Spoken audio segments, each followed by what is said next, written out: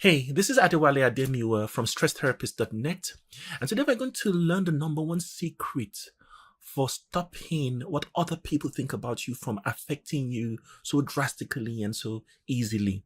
Now, it's not what you think because it might actually sound quite illogical. First, though, if you haven't yet downloaded my free PDF guide on how to stop re-victimizing yourself so that you can start managing your emotions more effectively and deal with difficult people more effectively, just go to stresstherapist.net/wellness and get the PDF now 100% for free.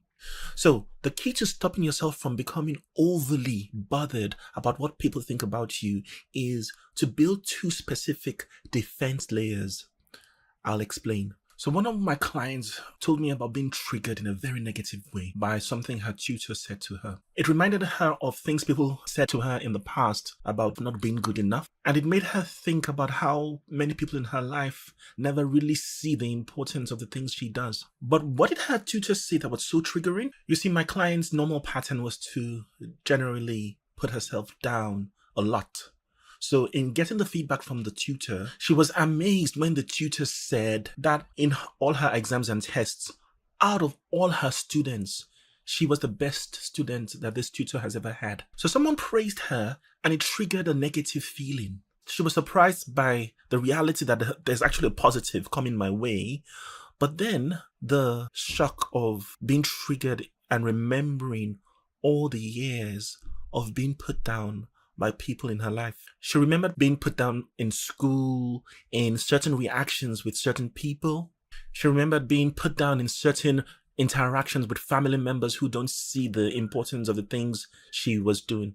All because she chose to go into the beauty industry, people were just not happy with her choices. You see, it's important that even though people treat you like a failure because you are not doing the things that they're doing or you're not doing the things they think you should be doing, don't think you are a failure. Don't think you are. Because it's quite easy to think you're a failure because the people around you think you are. So the first point is to be fully aware of how you currently manage these types of triggers. So someone voiced a dissatisfaction or displeasure of something you're doing. How do you usually manage that? Do you tend to overanalyze it, like really dig into it and think, why did they read the situation like that? Are you doing something? What are you giving off that they're thinking like that? And by doing this, are you trying to justify why they feel that way about you? Perhaps like you're trying to give them the benefit of the doubt for passing that type of a judgment on you and make them better in your mind for what they said. And perhaps you do this because you are not great at defending yourself. You're good at defending other people, but when it comes to yourself, you kind of shut down. So if you can relate with what I've said so far, perhaps the very first place to start with this is recognize that if I cannot build a shield against my mind, and what I mean by that is that if you just imagine you being two people, and one of you is speaking negative things at you. So if you can build a shield against that persona of yourself that's speaking negatively at you, how then are you going to build a shield against everybody else outside? You see, a mistake a lot of people make is that they try to grow a thick shoulder to other people without actually trying to grow a thick shoulder against themselves, the criticisms and the negative judgments they pass on themselves. It cannot work. And the reason it cannot work is that you don't have the foundation that supports yourself for you. You don't have that foundation that shows you that you are good enough inside you. You've been very well practiced at thinking about things that pull you down. And that's become a mountain, which then makes it very easy to be pulled down by the words other people say. It's a bit like you've poured petrol over yourself.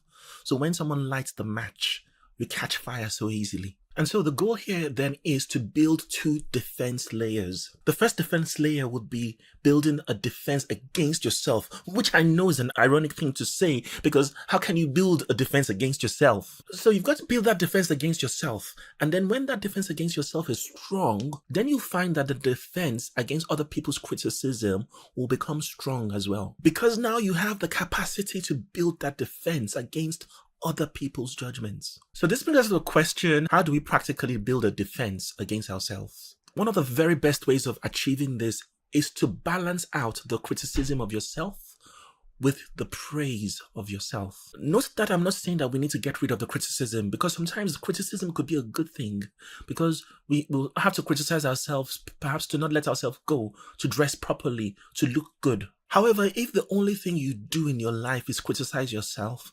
naturally you're going to keep feeling not good enough. So when you start to balance things out by looking more for things about yourself that are good, so like you are becoming more of an observer of your achievements, of even the small good things, doing this consistently will naturally balance out the criticism and then build that shield against yourself. That has to become a habit. And once that habit gets formed, what will start happening is someone will say something negative against you, and then something will come up in your mind that's positive about you that would stop that negative thing that they've said against you.